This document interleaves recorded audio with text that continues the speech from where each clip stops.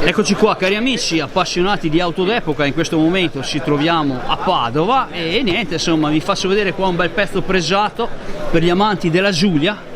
Eccola qua, abbiamo una bellissima Alfa Romeo Giulia 1300 T1 qua, spettacolo, qua ce la mette anche in moto qua, ragazzi, guardate un po', eccola qua, spettacolo, e niente, insomma, bellissima, ci fa vedere qua il motore, guardate qua, un po' la diretta così, eccola qua, un po' per gli appassionati qua dell'Alfa Romeo Giulia, questa è un prima serie, abbiamo detto che di che anno è?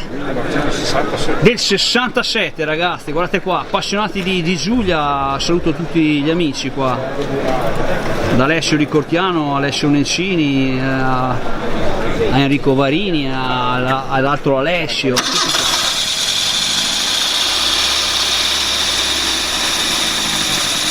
Eccoci qua, spettacolo, guardate qua, eccezionale, per chi volesse venire qua, eccola qua, guardate qua, Alfa Romeo Giulia del 67,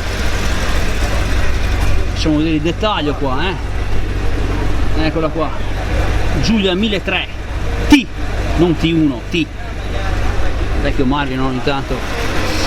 Eccola qua, spettacolo, all'interno, insomma, un salotto, come dico sempre, un bel conservato, insomma, eccola qua. Insomma, gli appassionati delle Alfa qua ci sono. E niente, dai, ti ringrazio, insomma, che me l'hai messa in moto. Eccola qua, spettacolo. Per gli amici delle Alfa, insomma, abbiamo fatto anche questo repo. Poi un giorno lo vedremo in YouTube, ecco. Abbiamo un ricordo se la vuoi vendere, vero? Grazie, grazie a te, spettacolo, questo è un po' auto d'epoca, guarda qua Joe, bravo. insomma, il vecchio Marvin qua in mezzo alla gente ha fatto mettere in moto una Giulia, cosa vuoi di più? Spettacolo, ciao a tutti,